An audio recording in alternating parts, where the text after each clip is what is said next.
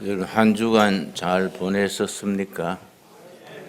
하나님께서 엿새 동안 창조하시고 7일째 그 날을 축복하시고 안식하라 하셨습니다. 이 축복된 날 안식일에 행복한 하루를 누릴 수 있기를 바랍니다.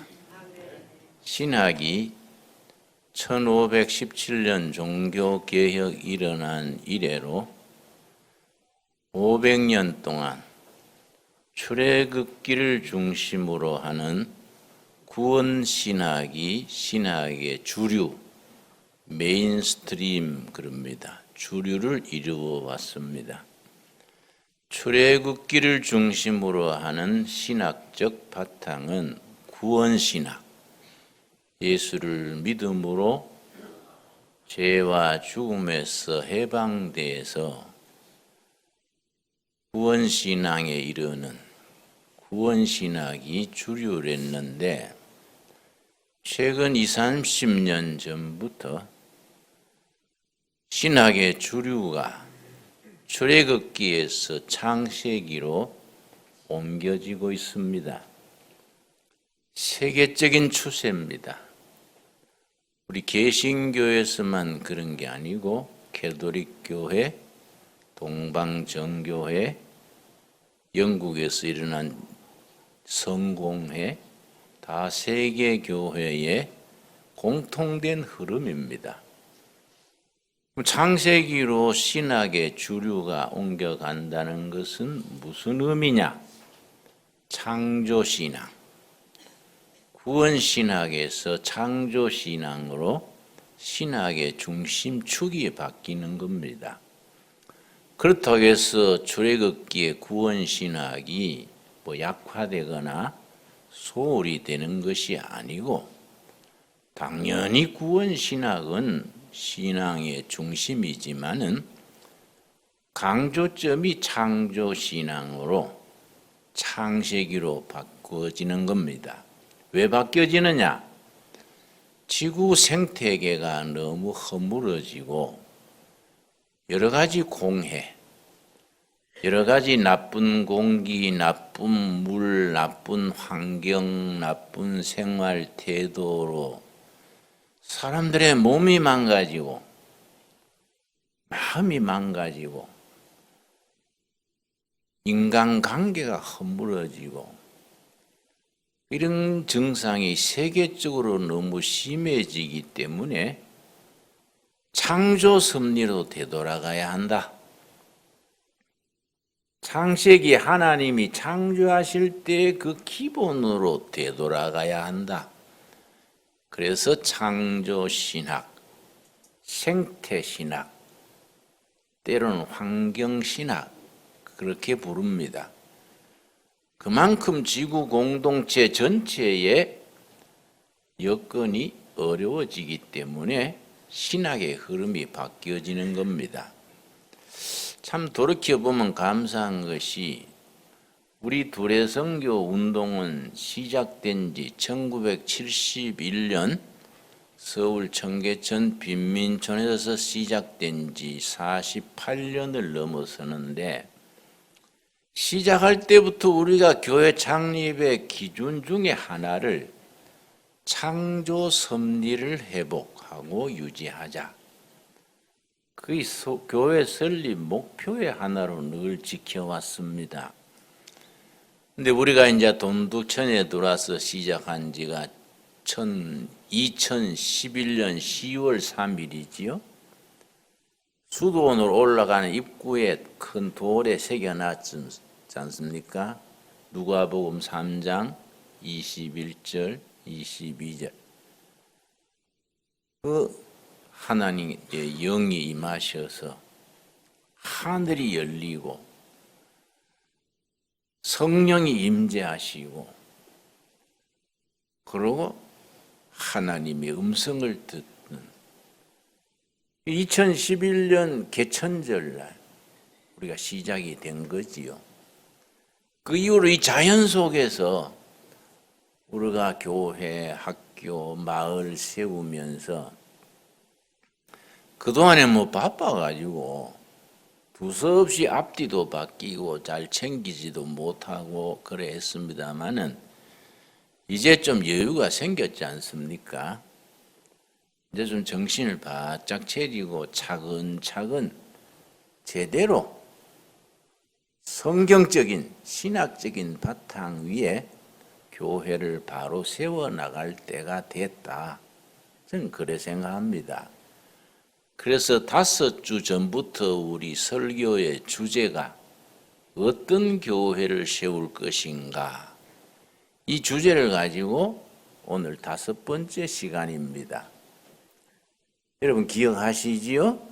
첫째 주는 복음교회, 둘째 주는 민중교회, 셋째 주는 민족교회, 지난주에는 세계교회, 월드비전이라 할까요? 요한 웨슬레가 선포한 대로 세계가 나의 교구다. 아무리 산골에 있는 작은 교회도 세계 선교에 대한 사명은 우리가 다 주어져 있는 겁니다. 오늘은 5번째로 우리 창조신앙을 바탕으로 하나님이 창조하신 세계를 어떻게 우리가 지키고 이걸 관리하고 발전시켜 갈 것인가, 교회에 주어진 시대적인 성경적인 사명이라 하겠습니다. 미국에서 자동차 정비를 최고로 잘하는 1급 정비사가 고속도로에서 자동차를 몰고 가다가 고장이 났어요. 자동차 정비 1급사인데 자신만만하게 이제 차를 세우고서는 고치려고 들여다봐도 모르겠어요. 정비 1급사가 모르니 낭패한 거이지요. 그래서 어떡하나 고민하고 있는데 허름한 노인이 지나가다가 차를 세우고서는 내가 좀 돌봐드릴까요? 그러니까 이 사람이 자존심이 상한 거예요. 내가 뭐 1급 정비사인데 내가 못 고치는 걸 이 허름한 노인이 뭐 그런 소리 하나 싶었어. 괜찮습니다. 신경 쓰지 마세요. 그랬는데 그 노인이 굳이 제가 좀 봐드릴 수 있겠는데요. 그러니까 그럼 그걸 좀 봐주세요.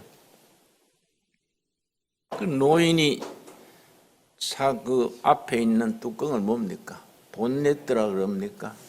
난 자동차를 잘 몰라서 그걸 열더니 10분도 안 돼가지고 다 고쳐가 엔진을 걸고 이제 괜찮습니다 이러는 거예요. 이 사람이 놀란 거이지요. 아니 나는 1급 정비사인데 그렇게 못 고치는 걸 어르신네는 웬일이십니까?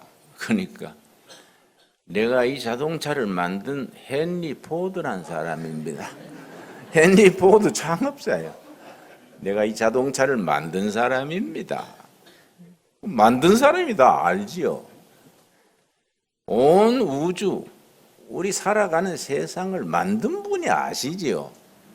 하나님이 지으신 창조 세계를 누가 알겠습니까? 우리가 뭐 안다고 공부하고 해서 안다 해봐야 그거는 눈먼 봉사 코끼리 더듬기지요. 안들 얼마 알겠습니까? 하나님이 지으신 이 창조 세계, 지구, 사람, 하나님이 아시는 거이지요. 이 창세기가 성경 66권 중에 첫째 권인 창세기가 참 중요한 것이 창세기는 성경 전체 시작이면서 성경 전체 요약이다. 그렇게 말합니다. 그래서 우리 창세기를 제대로 읽고 이해하는 것이 참 중요합니다. 창세기 1장 27절 창조신앙의 5가지 원리에 대해서는 지난번 얼마 전에 내가 말씀드렸지요. 창조신앙을 이해하는 데 5가지 기준이 있다. 지난번에 우리가 쭉 살폈으니까 반복하지 않겠습니다. 27절 하나님이 자기 형상 곧 하나님의 형상대로 사람을 창조하시고 남자와 여자를 창조하시고 가장 중요한 건 하나님의 형상이지요. 하나님의 형상. 신학에서 굉장히 중요하게 다룹니다. 하나님의 형상대로 사람을 지었기 때문에 하나님의 형상을 많이 지으면 영적이고 하나님의 형상을 잃어버리면 육적이 되지요. 하나님의 형상을 많이 지니면 행복한 사람이고 하나님의 형상에서 멀어지면 불행한 사람, 악한 사람이 되지요. 그럼 하나님의 형상, 라틴어로 이마고 데이, 영어로는 이미지 오브 갓, 하나님의 형상. 이거 아주 중요한 단어입니다. 그래서 내가 늘 되풀이하지요. 중요한 건 되풀이합니다. 하나님이 개를 지으실 때는 개처럼 지으시고 소를 지으실 때는 소처럼 지으시고 사람을 지으실 때 사람처럼 지었습니까? 아니다. 누구처럼? 하나님처럼. 여기 짐승과 사람의 차이지요. 하나님의 형상대로 지음받았다. 자, 그러면 우리가 당연히 질문을 해야지요. 그럼 하나님의 형상은 내용이 뭐이냐? 5가지. 기억하시지요? 복습을 한번 합시다. 영이신 하나님, 첫째. 사랑이신 하나님, 둘째. 창조하시는 하나님. 그래서 창조하시는 하나님의 영, 성령을 받은 사람들은 창조적인 사람이 되는 겁니다. 저는 우리 둘의 가족 모두가 성령 받아서 창조적인 사람들이 될 수 있기를 바랍니다. 대한민국이 살 길은 그거밖에 없습니다. 좁은 땅에 자원이 없습니다. 대한민국을 무자원 국가 그럽니다. 산은 많고 들은 좁고 자원은 없는데 유일한 자원이 사람밖에 없습니다. 그 사람이 창조하시는 영 성령 받아서 창조적인 사람이 되면 국운이 열리고 세계의 빛을 발하는 나라가 될 수 있습니다. 그 다음에 4번째, 공동체로 계시는 하나님. 그거 참 이상하다. 한 분 하나님, 유일하신 하나님이 무슨 공동체냐? 성부 하나님, 성자 하나님, 성령 하나님. 그걸 하나님의 공동체적 존재 방식. 신학에는 그렇게 말합니다. 성부, 성자, 성령. 한 분 하나님이신데 공동체로 계신다 이거죠. 워낙 이거는 심오한 뜻이 있어서 말로 설명하기가 어렵습니다. 그래서 이슬람을 일으킨 마호메트 같은 사람은 신학적 기초가 없으니까 이걸 이해를 못해가지고 본래는 그 사람이 다 교인이랬지요. 젊을 때 굴 속에 들어가서 금식하면서 수행하다가 영적인 깨우침을 받았다 해서 이슬람을 시작했는데 그 사람이 삼위일체 신앙을 이해할 수가 없었지요. 그래서 뭐라고 글을 남겼냐면은 삼위일체 신앙 이거 괴물이다. 몸 하나에 머리 셋 달린 괴물이다. 마호메트가 그런 말을 했습니다. 사실은 자기가 이해를 못해서 그런 건데 사람이 무식하면 별소리나 뭐합니까? 그런데 삼위일체로 계시는 하나님. 그래서 신앙생활은 혼자 잘하면 안 돼요. 아무리 작은 일이나 큰 일도 의논해서 해야 된다. 왜냐? 하나님 자신이 공동체로 계시는데 자기 혼자 잘났다고 혼자 일하면 그 신앙에 위배가 되지요. 그래 잘나나 못나나 마음에 들든 안 들든 섬기는 교회가 중요한 겁니다. 공동체로 계시는 하나님. 5번째가 특별히 우리나라에서는 중요하지요. 자유케 하시는 하나님. 예수님이 말씀하셨지 않습니까? 내가 너희를 자유케 하셨으니 다시는 종의 멍에를 매지 말라. 자유케 하시는 하나님. 뭔가 구속하고 얼매이고 눈치 보고 이거는 영적이 아니에요. 그거는 하나님의 뜻에 어그러지는 것이. 믿는 사람은 다른 사람을 구속시키지 말고 억압하지 말고 당당하게 하나님의 아들, 딸로서 당당하게 살아가야 돼요. 왜냐? 하나님이 그 자격을 우리한테 주신 겁니다. 여러분 동의하지요? 기죽고 살면 안 돼요. 누구 눈치 보고 쭈삣거리고 이거는 신앙적이 아니에요. 그렇다고 뭐 교만하면 안 되지요. 겸손하게 살되 당당해야 되지요. 자, 그렇게 창조하시고 그 다음 28절이 중요하지요. 하나님이 그들에게 뭐라 그랬습니까? 복을 주셨다. 하나님의 형상대로 사람을 지으시고 복을 주신 겁니다. 복을 누리고 잘 살아라. 그래서 모든 하나님의 자녀들은 행복하게 살 권리가 있습니다. 왜냐? 하나님이 창조 섭리요. 하나님의 형상대로 사람을 지으시고 복을 주셔가지고 복을 누리고 살아라. 여러분 신앙생활이 딴 게 아닙니다. 주신 복을 잘 누리는 겁니다. 복을 주시고 복을 누리고 살아라. 여러분 주신 복을 행복하게 누리고 삽시다. 예. 왜 얼굴이 찌푸둥하게 모기 소리처럼 대답해요? 응? 자신이 없습니까? 하나님이 주신 복을 못 누리면 그걸 뭐라 그럽니까? 미스터 쪼다라 그래요. 응? 그죠? 이상하게 교인들 중에 쪼다가 많아요. 우거지상을 해가지고 우울증 걸리고 뭐 비실비실해요. 그걸 뭐라 그런다고요? 쪼다같이 살지 말고 당당하게 주신 복을 누리고 삽시다. 지금까지 못했으면 오늘부터 그래 합시다. 예.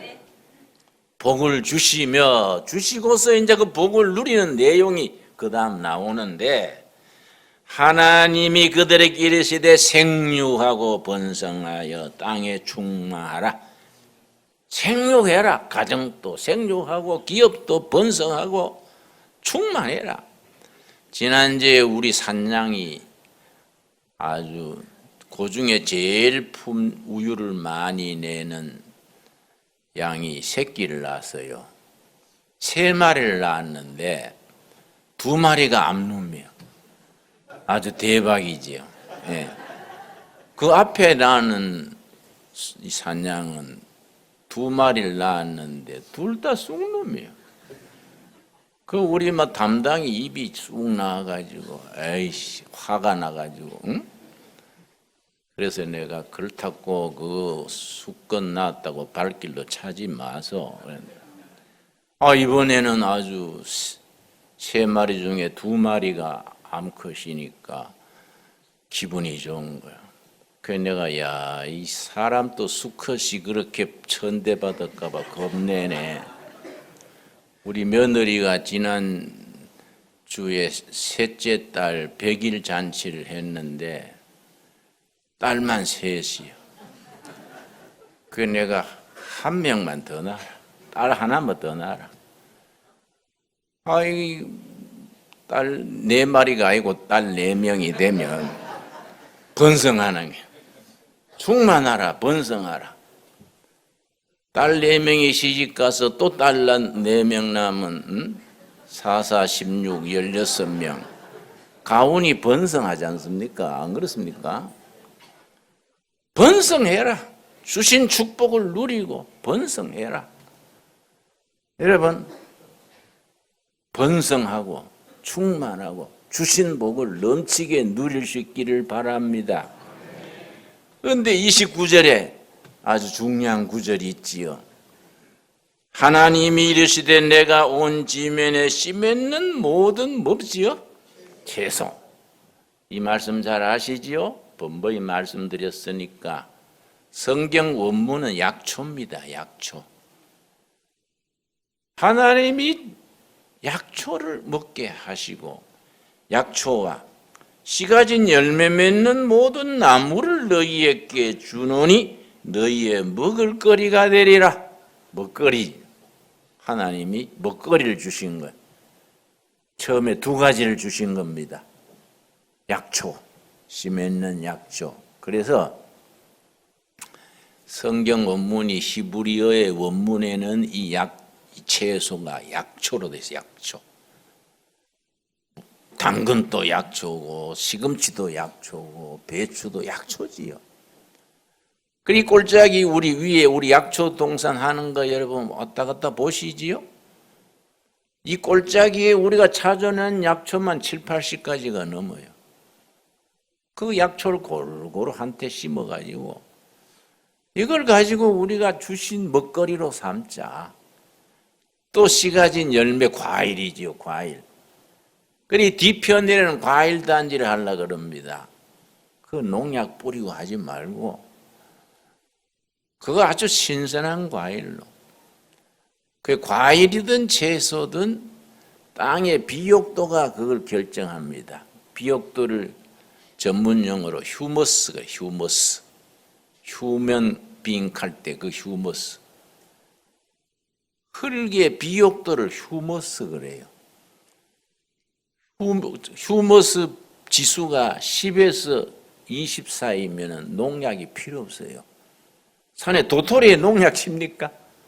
머루다래에 농약 칩니까? 그거는 휴머스 지력이 있으면 그게 필요 없어요. 그러니까 휴머스가 높아지게 농사를 지어야지요. 그럼 약을 안 써도 되니까. 여러분 그 우리 휴머스가 미국은 평균 8입니다. 일본은 5가 5, 한국은 3입니다. 중국은 2 이하지요. 북한은 계산을 못하고요. 뭐 해방 이후 뭐 집단 농장 하면서 뭐 네 땅도 내 땅도 아니니까 아무도 대비를 안 넣어가지고 죽은 땅이지요. 내가 북한 가서 밭에 흙을 이렇게 바람에 뿌려보니까 바람에 휙 다 날아가요. 걸음기가 없어서.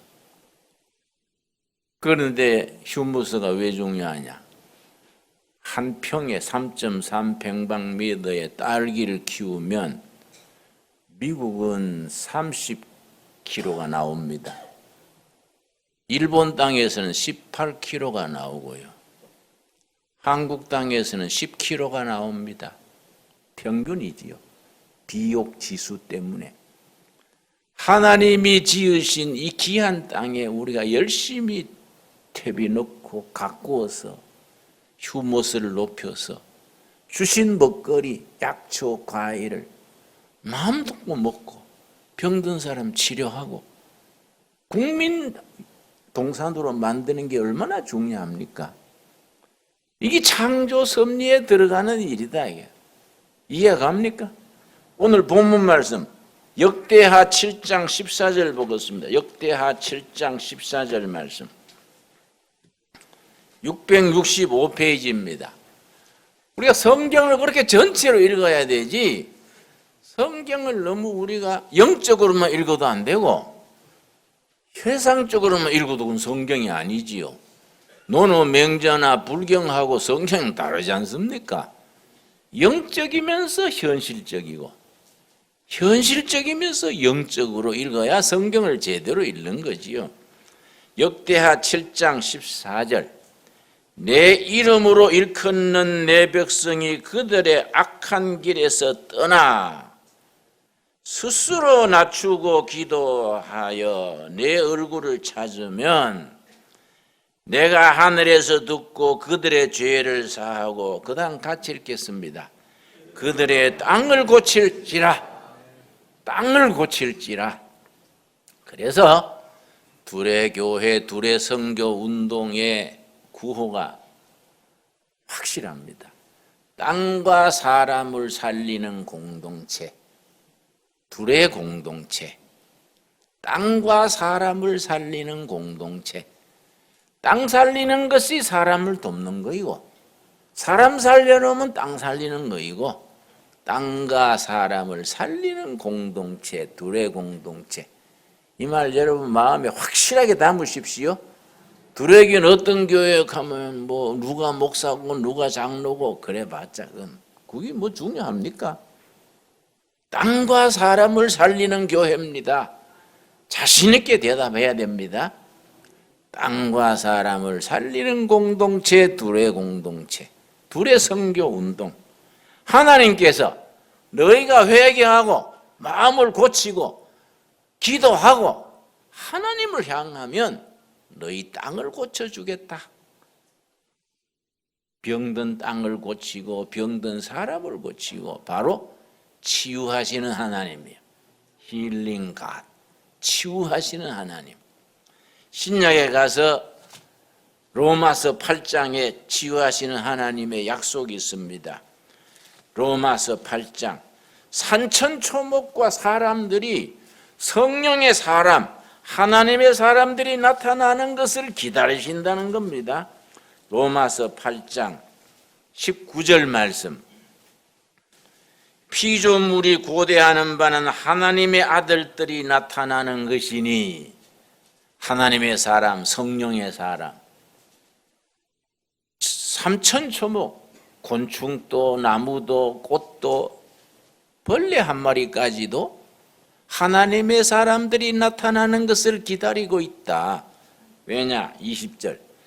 피조물이 허무한데 굴복하는 것은 자기 뜻이 아니요 오직 굴복하게 하시는 이로 말미암이니라. 그 바라는 것은 피조물도 썩어짐의 종로로 한 데서 해방되어 땅이 황폐해지고 약초가 썩고 곤충이 병들고 땅이 황폐해지는 것. 산천초목이 탄식한다. 그래서 22절. 피조물이 다 이제까지 함께 뭡니까? 탄식하며 아주 마음속으로 괴로워한다. 신음한데. 산천초목이 나무도 풀도 짐승도 괴로워하고 고통을 당한다. 탄식한다. 탄식하며 함께 고통을 겪고 있는 것을 우리가 아느니라. 제가 우리 유튜브 회원들 초청해서 어제 한 10명 왔습니다. 하루 종일 감자밭을 맸는데요. 우리 감자는 뭐 제초제도 안 쓰고 농약 안 쓰고 그냥 흙을 갖고 와서 깨끗한 감자로 심으니까 손이 많이 가야지요. 어제 그 사람들하고 하루 감자밭을 이제 매니까 저 지방에서 온 분이 그래요. 목사님, 토요일 날 목사님들 설교 준비하시는 날인데 하루 종일 감자밭 메고 계시면 좀 이상하네요. 그래서 나한테는 이게 목회요. 감자 목회요. 응? 감자가 탄식하는 소리를 들어야 된다. 풀이, 짐승이 탄식하는 걸 들어야 된다. 피조물이 탄식한다는 거예요. 그러면서 하나님의 자녀들이 나타나가지고 땅을 비옥하게 하고 사람도 고치고 땅도 고치고 이걸 기다린다니.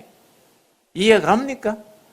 상당히 깊이 있는, 그래서 창조신학, 생태신학이라고 말하는 겁니다. 그래서 로마서 8장에 탄식이 3가지가 나와요. 첫째는 피조물의 탄식. 두 번째 23절. 그뿐 아니라 또한 우리고 성령의 처음 익은 열매 받은 우리까지도 속으로 탄식하여. 성도들의 탄식이에요. 구원받고 은혜 받은 우리들이 탄식하는 겁니다. 사람들의 탄식. 양자 될 것 곧 우리 몸의 속량을 기다리느니라. 하나님의 완전한 양자가 되어서 우리 몸이 세상의 허물과 죄와 이 세상에서 벗어나서 하나님의 자녀로서 온 우주의 상속자가 되어서 구원 역사가 완성되는 날을 기다리며 탄식한다. 세 번째 탄식이 있습니다. 27절 말씀. 마음을 살피시는 이가 성령의 생각을 아시나니 이는 하나님이 성령이 하나님의 뜻대로 성도를 위하여 간구하심이니라. 성령께서 우리 위해서 간구하시는데 그냥 간구가 아닙니다. 그 앞에 26절에 탄식하면서 우리 위해서 중보기도 드리는 겁니다. 8장 26절 이와 같이 성령도 우리의 연약함을 도우시나니 우리는 마땅히 기도할 바를 알지 못하나 오직 성령이 말할 수 없는 뭡니까? 탄식으로. 어떨 때는 너무 막막하면 기도도 안 돼요. 내가 하면 새벽 기도 때 낯선 분이 그랜저 차를 앞에 대놓고 기도회 참석해서 어디서 오신 분인가 싶은데 다 기도회 마치고 한 40분간 혼자 가만히 있더라고요. 마지막에 일어서면서 한마디 하고 가더라고요. 주여 막연합니다. 탄식하는 거예요. 어디서 왔는지 모르지만 이 산골짜기 찾아와가지고 하나님 앞에 나와서 탄식하는 거예요. 그 사람의 탄식과 아픔을 성령이 아시고 대신 탄식해 주시고 중보기도 해 주시고 너의 아픔을 아시고 풀어주시고 붙들어 주신다. 그래서 27절에 성령이 우리 위해서 중보기도 하신다는 거 아닙니까? 여러분 로마서 8장에 나오는 세 가지 탄식, 첫째는 무슨 탄식입니까? 피조물의 탄식, 산천초목도 벌레도 탄식한다. 하나님의 자녀들이 나타나서 도와주기를 탄식하며 기다린다. 두 번째는 뭔 탄식입니까? 하나님의 자녀들의 탄식, 완전 구원의 날까지. 세상 사는 게 쉽지 않지 않습니까? 뭐 쉽게 사는 인생이 있습니까? 우리가 탄식하면서 하나님의 해방의 날을 기다리는 거예요. 세 번째 뭔 탄식입니까? 성령의 탄식, 성령의 탄식. 그래서 로마서 8장이 참 깊이가 있습니다. 그런데 28절 말씀, 결국은 하나님의 선한 일이 우리를 통해서 이루어지는 것이다. 결론입니다. 28절 우리 한번 같이 읽겠습니다. 우리가 알거니와 하나님을 사랑하는 자 곧 그의 뜻 부르심을 입은 자들에게는 모든 것이 합력하여 선을 이루느니라. 아멘 하십니까? 하나님을 사랑하시지요? 하나님의 부르심을 입은 성도인 것을 고백하시지요? 그러면은 결국은 좋아진다.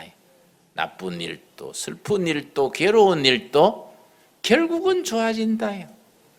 모든 것이 합력하여 선을 이루느니라. 선하신 하나님의 창조주 하나님을 찬양하기를 바랍니다. 기도하겠습니다. 하나님 감사합니다. 우리에게 창조신앙을 허락하시고 창조하신 하나님 영 성령 안에서 세상에서 승리하게 하셔서 감사합니다. 땅이 병들고 사람이 병들고 공기도 물도 병들었습니다. 너희가 회개하고 나를 바라보면 땅을 고칠지라. 아멘. 사람을 고칠지라 믿습니다. 치유하신 하나님 모시고 창조신앙을 삶으로 실천하는 교회, 실천하는 성도들의 삶이 되게 하여 주시옵소서. 예수님 이름 받들어 기도드렸사옵나이다. 아멘.